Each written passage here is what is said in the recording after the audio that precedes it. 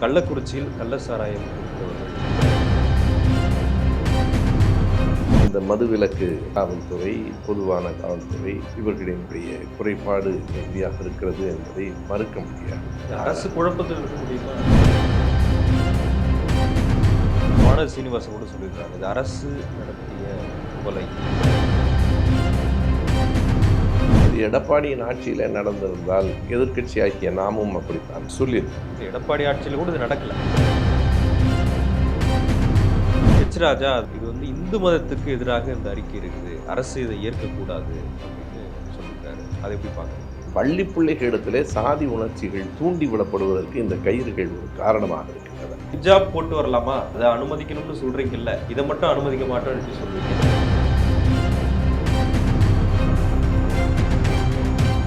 வணக்கம், நான் ஃபெலிக்ஸ் இன்பஒளி. இந்த நேர்காணலில் நாம் சந்திக்கிருப்பவர் திராவிட இயக்க தமிழர் பேரவையின் தலைவர் பேராசிரியர் சுபவீர பாண்டியன் அவர்கள். வணக்கம். வணக்கம். நீதியரசர் சந்துரு தலைமையிலான குழு சமர்ப்பித்த அறிக்கை குறித்து உங்ககிட்ட பேசணும்னு முதல்ல நினைச்சேன். சமீபத்திய பரபரப்பு செய்தி, ரொம்ப உணர்வுபூர்வமான வேதனையான செய்தியும் கூட. கள்ளக்குறிச்சியில் கள்ள சாராயம் குடித்தவர்கள் கிட்டத்தட்ட 37ஆக உயிரிழப்புகள், இன்னும் 90க்கு மேற்பட்டவர்கள் வந்து மருத்துவமனையில் அனுமதிக்கப்பட்டிருக்கிறாங்க. ஒரு ஒரு பதட்டமான ஒரு செய்தியாக இது இருக்குது. அரசு தரப்பில் இப்போ சிபிசிஐடிக்கு வழக்கு அப்படின்னு சொல்லியிருக்கிறாங்க. உயர்நீதிமன்றத்தில் முறையீடு இன்னொரு பக்கம் நடக்குது. அமைச்சர் உதயநிதி நேரில் போய் பார்வையிடுறாரு. எதிர்க்கட்சி தலைவர் எடப்பாடி பழனிசாமியும் போய் பார்வையிட இருக்கிறாரு. எப்படி பார்க்குறீங்க? நீங்கள் சொன்னது போல ஒரு பதற்றமான, அதிர்ச்சியான ஒரு செய்தியை தமிழ்நாடு சந்தித்திருக்கிறது. நாம் நம்முடைய அரசு என்பதால் ஒன்றுமில்லை என்று மறைக்க வேண்டியதில்லை. அரசும் பெரிய அதிர்ச்சியில் தான் இதனை எடுத்துக்கொண்டிருக்கிறது. உரிய நடவடிக்கைகள் எடுக்கப்பட்டிருக்கின்றன. ஆனாலும் 30க்கும் மேற்பட்ட உயிர்கள் பலியாகி இருக்கின்றன என்பதை சாதாரண ஒரு நிகழ்வாக நாம் கடந்து போய்விட முடியாது. 2 பகுதியாக நான் இதை பார்க்கிறேன். ஒன்று, எடுக்கப்பட்டிருக்கிற நடவடிக்கை. இன்னொன்று, எதிர்காலத்தில் இதை ஒழிப்பதற்கு நாம் எப்படி திட்டமிட வேண்டும் என்பது. அது மிக முதன்மையானது என்று கருது. சென்ற ஆண்டே மரக்காணம் பகுதியில், செங்கல்பட்டு மாவட்டம், பல உயிர்களை நம்ம இழந்தோம். அப்போதும் அரசு நடவடிக்கை எடுத்தாங்க. முதலமைச்சர் வந்து நேரில் போய் பார்வையிட்டார் விழுப்புரம் மாவட்டத்தில். மீண்டும் அதைவிட அதிகமான உயிரிழப்புகள், அதைவிட அதிர்ச்சியான ஒரு சம்பவம்ன்றதை எப்படி எடுத்துக்கிறது? இல்லை, கண்டிப்பாக ஒரு 100 பேர் ஒரு இடத்தில் கள்ளச்சாராயம் மருந்துகிறார்கள் என்றால் அந்த மதுவிலக்கு காவல்துறை, பொதுவான காவல்துறை இவர்களினுடைய குறைபாடு மிகுதியாக இருக்கிறது என்பதை மறுக்க முடியாது. உடனடியாக நடவடிக்கைகள் எடுக்கப்பட்டிருக்கின்றன. அந்த மாவட்ட காவல்துறை கண்காணிப்பாளர் இடைநீக்கம் செய்யப்பட்டிருக்கிறார். ஆட்சியர் இடமாற்றம் செய்யப்பட்டிருக்கிறார். எல்லாம் சரிதான். இன்றைக்கு அமைச்சர்கள் போய் பார்க்கிறார்கள். இருக்கிறவர்களையாவது காப்பாற்றிவிட வேண்டும் என்கிற மருத்துவ முயற்சிகள் தொடங்கி இருக்கின்றன. சட்டமன்றத்திலும் இது பிரச்சனையாக எழுப்பப்பட்டிருக்கிறது. தோழமை கட்சிகளாக இருக்கிற சிபிஎம்ஏ அதனை கவன ஈர்ப்பு தீர்மானத்தை கொண்டு வந்திருக்கிறார்கள். அனைத்தும் நியாயம். நான் என்ன குறிப்பிடுகிறேன் என்றால், இனிமேல் இன்னொரு நிகழ்ச்சி இப்படி நடந்து அதற்கு நிவாரணம் செய்வதல்ல, மிக கடுமையான சட்டங்கள் வேண்டும். இப்போது இருக்கிற சட்டம் கடுமையாக இருந்தாலும் அது நடைமுறைப்படுத்தப்படுவதா என்கிற கேள்வி இருக்கிறது.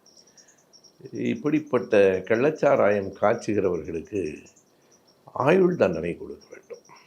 5 ஆண்டு 7 ஆண்டுகள் எல்லாம் இல்லை, மிக கடுமையான ஆயுள் தண்டனை கொடுக்கப்பட்டு அது பரவலாக அந்த செய்தி மக்களிடம் அறிவிக்கப்பட வேண்டும்.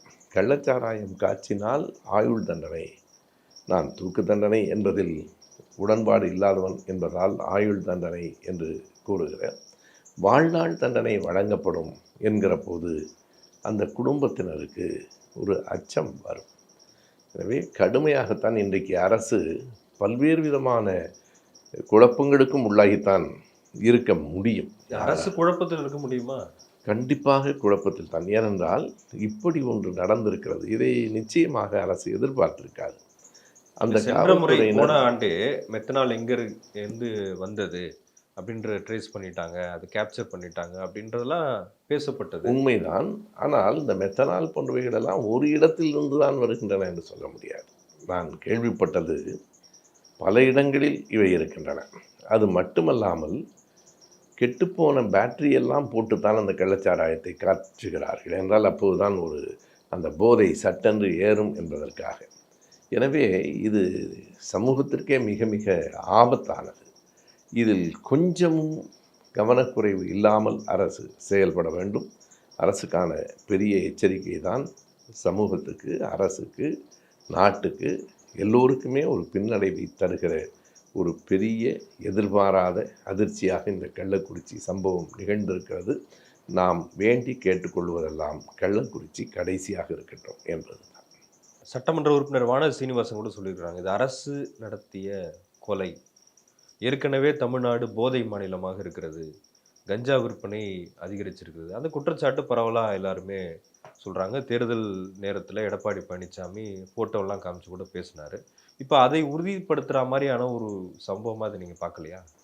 இல்லை, நான் எதிர்க்கட்சிகள் அப்படித்தான் இயல்பாக பேசுவார்கள்.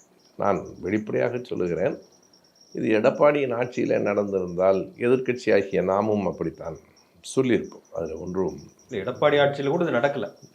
நடந்தது. குட்கா போன்றவைகளெல்லாம் எடப்பாடி ஆட்சியில் தான் நடந்தது. கள்ளச்சாராயம், இந்த கள்ளச்சாராயம் என்பது ஒரு நிகழ்வு. இப்படி பல நிகழ்வுகளில், கொடுமையான நிகழ்வுகளில் இதுவும் ஒன்று. எனவே இது ஒன்றே ஒன்று தான் குற்றம் என்று சொல்ல முடியாது. ஏராளமான குற்றங்கள், கொலைகள் எல்லாம் நடக்கின்றன. எனவே எதிர்க்கட்சிகளினுடைய பங்கு அதுதான். வானதி சீனிவாசன் அப்படி சொல்லுகிறார் என்றால் எதிர்க்கட்சியில் இருக்கிறவர் அப்படித்தான் சொல்ல முடியும். நாம் எதிர்க்கட்சியாக இருந்தாலும் அப்படித்தான் பேசியிருப்போம். நான் அதை இப்போதைக்கு அவர்கள் இப்படி பேசுகிறார்கள், அது குற்றம் என்று கூறவில்லை. எதிர்க்கட்சிகள் அப்படி உரத்து சொல்லுவதும் ஒரு விதத்தில் சரிதான். அப்போதுதான் அரசுக்கு அது கூடுதல் கவனத்தை கொண்டு வந்து சேர்க்கும். எதிர்க்கட்சிகளினுடைய பணி அது, அதை நான் மறுப்பதற்கு இல்லை. ஆளுங்கட்சி இன்னமும் கூடுதலாக கவனம் எடுத்துக்கொண்டு, முதலமைச்சர் சொல்லியிருக்கிறார், இரும்பு கரம் கொண்டு தான் இதை ஒடுக்க வேண்டும் என்று. உண்மையாகவே இரும்பு கரம் கொண்டு ஒடுக்கப்பட வேண்டியது. ஏனென்றால் மனித உயிர்களோடு நாம் விளையாட முடியாது. அப்பாவி உயிர்கள், அவர்கள் அறியாமையிலே அந்த சாராயத்தை அருந்தி இருக்கலாம். ஆனாலும் இதை ஒரு பெரிய தொழிலாக, வணிகமாக நடத்தி கொண்டிருக்கிறவர்களை ஒட்டுமொத்தமாக படைத்து கடுமையான தண்டனை வழங்குவது ஒன்றுதான் அடுத்து நடக்காமல் இருப்பதற்கான ஒரு வாய்ப்பாக இருக்கும். பள்ளிகளில் இருக்கிற சாதிய வேறுபாடுகளை களைவதற்காக நீதியரசர் சந்துரு தலைமையிலான ஒரு குழு அமைக்கப்பட்டது. அந்த குழு முதலமைச்சருக்கு ஒரு அறிக்கையை சமர்ப்பிச்சிருக்கிறாங்க. அந்த அறிக்கையில் சில விமர்சனங்கள் இருப்பதாக அரசியல் கட்சிகள் சொல்கிறாங்க. குறிப்பாக பாஜக சொல்கிறாங்க. நேற்று ப்ரெஸ் மீட்டில் ஹெச் ராஜா அதை பேசியிருந்தார் பாஜக அலுவலகத்தில். இது இந்து மதத்துக்கு எதிராக இந்த அறிக்கை இருக்குது, அரசு இதை ஏற்கக்கூடாது அப்படின்னு சொல்லியிருக்காரு. அதை எப்படி பார்க்குறீங்க?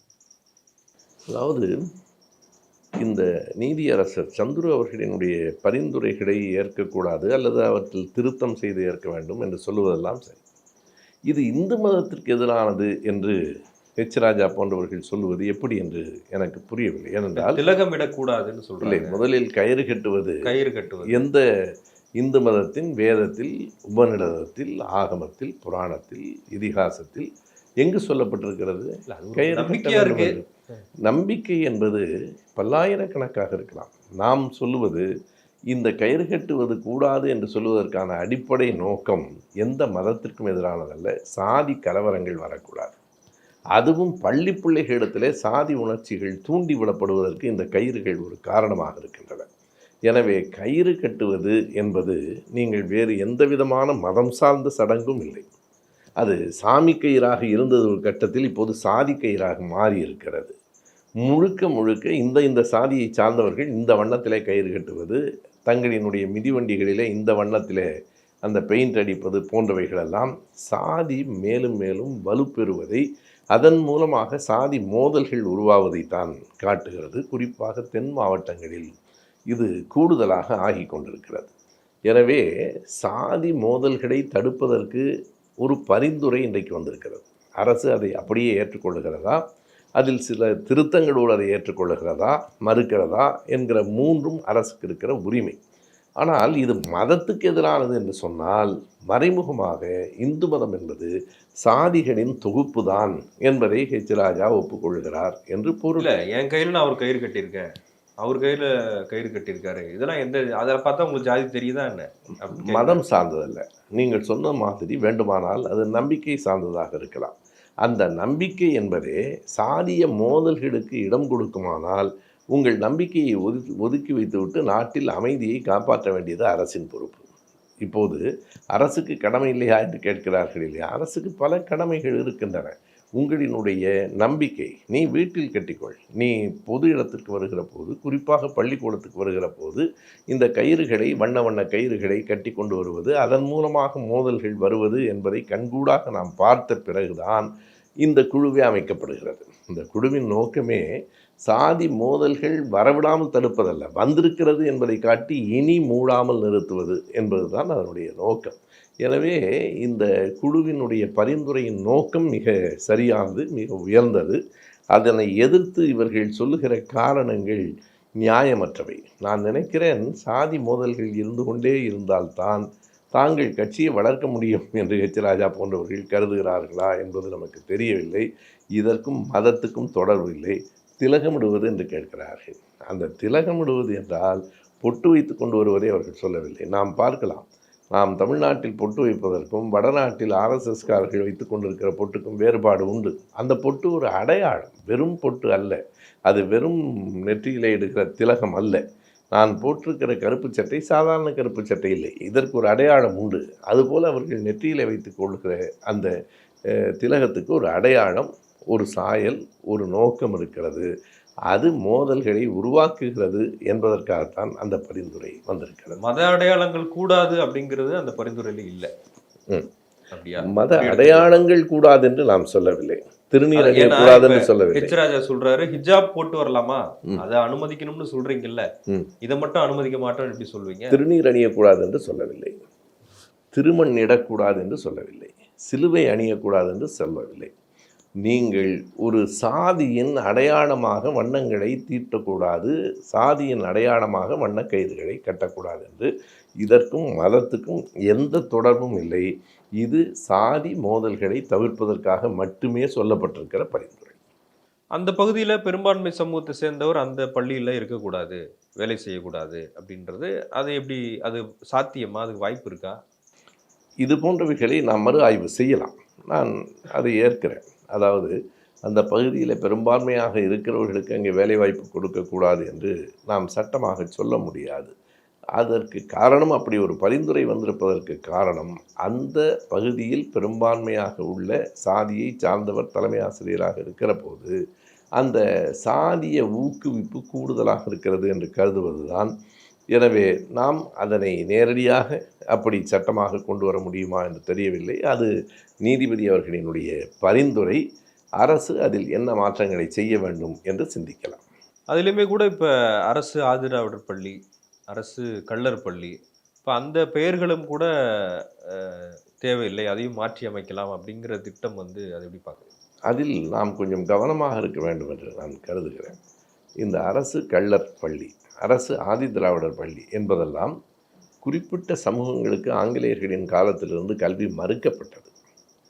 கள்ளர் சமூகம் என்பது 1926 குற்ற பரம்பரை என்று சொல்லப்பட்டு அவர்களுக்கு கல்வி மறுக்கப்பட்டது. அது அநீதி. ஒரு சமூகத்திற்கே கல்வி இல்லை என்று சொல்லுவது அநீதி. எல்லா சமூகங்களிலும் குற்றம் செய்கிறவர்கள் இருக்கிறார்கள், எல்லா சமூகங்களிலும் நல்லவர்களும் இருக்கிறார்கள். எனவே யார் பாதிக்கப்பட்டார்களோ அவர்களுக்கு முன்னுரிமை கொடுக்க வேண்டும் என்பதற்காகத்தான் பட்டியலின மக்களுக்கும் அந்த கள்ளர் சமூகத்தை சார்ந்த மக்களுக்கும் அப்படி பள்ளிகள் தொடங்கப்பட்டன. அவற்றை மாற்ற வேண்டியதில்லை என்பதுதான் என் கருத்து. அந்த வீடியோலேயே எச் ராஜா அந்த ப்ரெஸ் மீட்லேயே பேசும்போது ஜாதி கட்சி என்று நீங்கள் எதை சொல்கிறீங்க, விசிகாவை சொல்கிறீங்களா அப்படின்னு கேட்குறாரு. ஏனென்றால் பாட்டாளி மக்கள் கட்சி இவர்களோடு கூட்டணியில் இருக்கிறது, அதை கேட்க மாட்டார். விசிகா ஜாதி கட்சி இல்லை, 100 முறை நாம் சொல்லியிருக்கிறோம். ஏனென்றால் இங்கே சாதி என்பது ஒரு அடுக்கு. எந்த ஒரு அடுக்கிலும் இருக்கிற ஒவ்வொரு சாதியும் சில நன்மைகளை பெறுகிறது, சில ஒடுக்குமுறைகளையும் சந்திக்கிறது.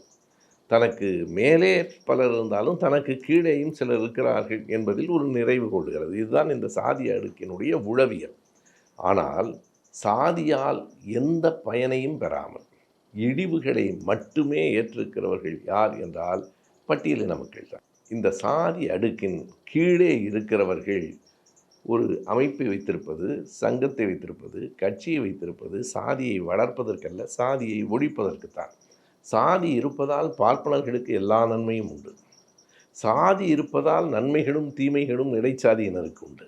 சாதி இருப்பதால் இழிவை மட்டுமே சுமப்பது பட்டியலின மக்களினுடைய தேவையாக நிலைமையாக இருக்கிறது. எனவே தன் மீது சுமத்தப்படுகிற இழிவை துடைப்பதற்குத்தான் ஒருவன் நினைப்பானே தவிர அதை பாதுகாக்க வேண்டும் என்று கருத மாட்டான். ஆகையினால் நான் இப்போது கூட சாதி சங்கங்களுக்கு போவதில்லை. ஆனால் ஒடுக்கப்பட்ட மக்கள், பட்டியலின மக்கள், பழங்குடியினர் அவர்களின் சங்கங்களுக்கு நான் போக வேண்டும் என்று கருதுகிறேன். காரணம், அவர்கள் சாதியை வளர்ப்பதற்காக சங்கங்களோ கட்சிகளோ வைத்துக் கொள்ளவில்லை, சாதியை எதிர்த்தே வைத்திருக்கிறார்கள். விடுதலை சிறுத்தைகள் கட்சி என்பது சாதி அமைப்புக்கு எதிரானது, அது சாதி சங்கம் இல்லை என்பது எச் ராஜாவுக்கும் நன்றாக தெரியும். இந்த கேள்வி உங்ககிட்ட ஒரு 1000 முறை கேட்டிருப்பாங்க. நானே பல முறை கேட்டிருக்கிறேன்.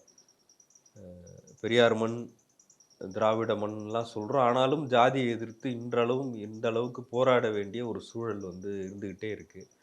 அந்த சவாலை சந்திக்க வேண்டியது நம்ம இருந்துக்கிட்டே இருக்குது. அதை எப்படி பார்க்குறீங்க? இல்லை ஜாதி வந்து இந்த காலகட்டத்தில் வளர்ச்சி அடைஞ்சிருக்குன்னு நினைக்கிறீங்களா? நீங்கள் சொன்னது போல பல முறை என்னிடம் கேட்கப்பட்ட கேள்வி. நான் சொன்ன அதே விடையைத்தான் திரும்ப திரும்ப சொல்ல வேண்டியிருக்கிறது.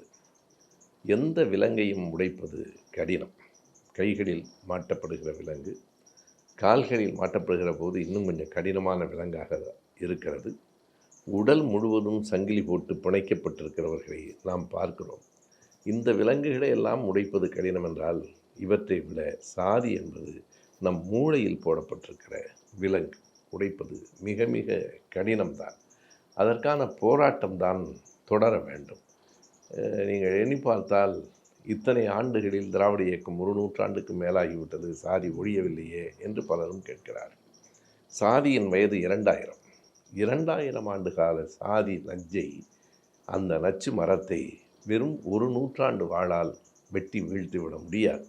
அந்த போராட்டம் தொடர்ந்து கொண்டே இருக்கிறது. சில நேரங்களில் நீங்கள் சொல்லுவது போல சாதி உணர்வு வளர்கிறதா என்றால் அதுவும் வளர்ந்து கொண்டு தான் இருக்கிறது. நான் இல்லை என்று கூறவில்லை. என்ன காரணம்? சாதி தான் நமக்கு பாதுகாப்பு என்று பலர் கருதுகிறார்கள். சாதியின் பெயரால் சிலர் மேலே வருகிறார்கள். அந்த சாதி மக்கள் அப்படியே தான் இருக்கிறார்கள். நான் பல நேரங்களில் பார்க்கிறேன். சாதியின் பெயரால் வைத்திருக்கிற சங்கங்கள், சாதியின் பெயரால் வைத்திருக்கிற கட்சியின் தலைவர்கள் வளர்ந்திருக்கிறார்கள். அவர்கள் நாடாளுமன்ற உறுப்பினராகிறார்கள், சட்டமன்ற உறுப்பினர்களாகிறார்கள். ஆனால் அந்த சாதியை சார்ந்த மக்கள் இன்னும் உழைக்கும் மக்களாக, இன்னும் வறுமையில் இருக்கிறவர்களாக இருக்கிறார்கள். எனவே சாதியை வைத்து பிழைக்கிறவர்கள் கூடுதலாக இருக்கிறார்கள். சாதி தங்களை பாதுகாக்கும் என்று கருதுகிற அறியாமை மக்களிடம் இருக்கிறது. சாதி பெருமை இன்னும் பலரிடம் இருக்கிறது. இப்படி பல காரணங்கள் இருக்கின்றன. திராவிட இயக்க பிரச்சாரம் போதலைங்கிறீங்களா? திராவிட இயக்க பிரச்சாரம் தொடர்ந்து போய்கொண்டே தான் இருக்கிறது. நான் அதை குறை சொல்லவில்லை. ஆனால் சாதிய உணர்வு வளர்ந்து நிற்கிற அவ்வளவு பெரிய நச்சு மரத்தை வெட்டுவதற்கு இன்னும் பெரிய வாழ் வேண்டும். வெறும் திராவிடர் இயக்கம் மட்டுமே அதை செய்துவிட முடியும் என்று நான் கருதவில்லை. திராவிட இயக்கம், பொதுவுடைமை கட்சி, அம்பேத்கர் இயக்கங்கள் ஆகியவை சாதி உணர்வை எதிர்த்து போராடுகின்றன என்றாலும் வெகு மக்களின் பொது புத்தியில் சாதி உறைந்து கிடக்கிறது. அதை நீக்குவதற்கு நாம் இன்னமும் முயற்சி செய்ய வேண்டும், இன்னமும் உழைக்க வேண்டும், இன்னமும் போராட வேண்டும் என்பதுதான் நாம் கற்றுக்கொண்டுகிற பாடமாக இருக்கிறது. நன்றிங்கய்யா, உங்கள் நேரத்துக்கு மிக்க நன்றி. வணக்கம். சாதி இழிவு நீங்க பாடுபட்ட சமூக விஞ்ஞானிகள் பெரியார் மற்றும் அம்பேத்கரின் தத்துவங்களையும் லட்சியங்களையும் எடுத்து இயம்பும் நூல் கருப்பும் நீலமும். ஆசிரியர்கள் சாரதா தேவி, குண சந்திரசேகர், இக்லாஸ் ஹுசைன். விலை ரூபாய் 150 மட்டும். புத்தகம் வாங்க திரையில் தெரியும் தொலைபேசி எண்களை தொடர்பு கொள்ளுங்கள். மேலும் கருஞ்சட்டை பதிப்பகத்தின் இணையதளத்துக்கு வாருங்கள்.